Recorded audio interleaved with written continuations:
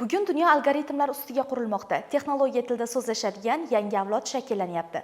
Ular orasida ayniqsa xotin-qizlarning ham borligi insonni hayratga soladi. Kuni kecha ana shu, ya'ni avlod qizlarning tashabbuslarini qo'llab-quvvatlash va bu boradagi iqtidorlarni yuzaga chiqarishga qaratilgan raqamli avlod qizlari ko'rik-tanlovining viloyat bosqichi o'tkazildi. Bu shunchaki musobaqa emas, bu intellektual inqilobning debochasi bo'ldi.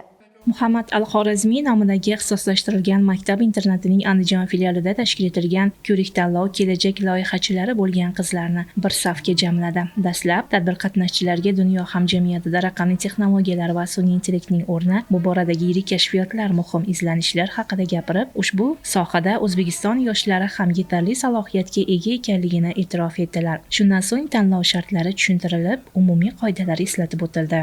Tadbirdan asosiy ko'zlangan maqsad o'quvchi qizlarni o'zlarini kreativ g'oyalarini ro'yobga chiqarish asosiy maqsad qilib olingan va hozirda viloyat bosqichi Muhammad Al-Xorazmiy nomidagi ixtisoslashgan maktab Andijon filialida o'tkazilyapti va tadbir ko'tarinki ruhda boshlandi. 16-20 yosh oralig'ida 1-3 o'rinlar va 20-30 yosh oralidagi 1-3 o'rinlar tanlovda respublika bosqichiga yo'l olishadi va ular respublika bosqichida bahs olib borishadi va respublika bosqichida munosib ishtirok etgan g'olib bo'lgan o'quvchi qizlar chet elga ta'lim sayohatiga borishlari rejalashtirilgan.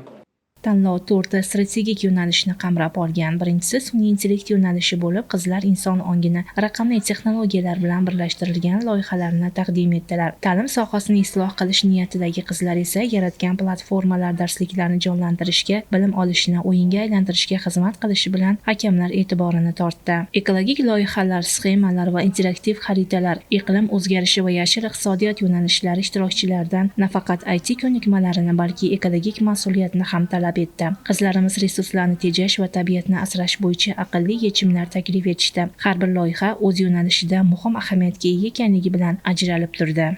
Mana bugun men raqamli avlod qizlar tanlovining viloyat bosqichida ishtirok etib turibman. Bundan avval shahar bosqichidan viloyat bosqichiga o'tgandim. Men yo'nalishim yashil iqtisodiyot yo'nalishi bo'lib, o'zi aynan shu ekologiya muammolaridan kelib chiqib, shu yo'nalishni tanladim va o'zim EcoSmart Bin nomli loyiham bilan ishtirok etdim. Qizlarga yaratilayotgan shart-sharoitlar hammasi juda ham bisyor va albatta biz bulardan foydali, unumli ravishda foydalanishimiz kerak. Loyiham maqsadi o'sha O'zbekistonda ekologiyani yana ham yaxshilash va o'sha o'quvchilarni ekotexnologiyaga yana ham o'zini hissasini ko'proq qo'shish.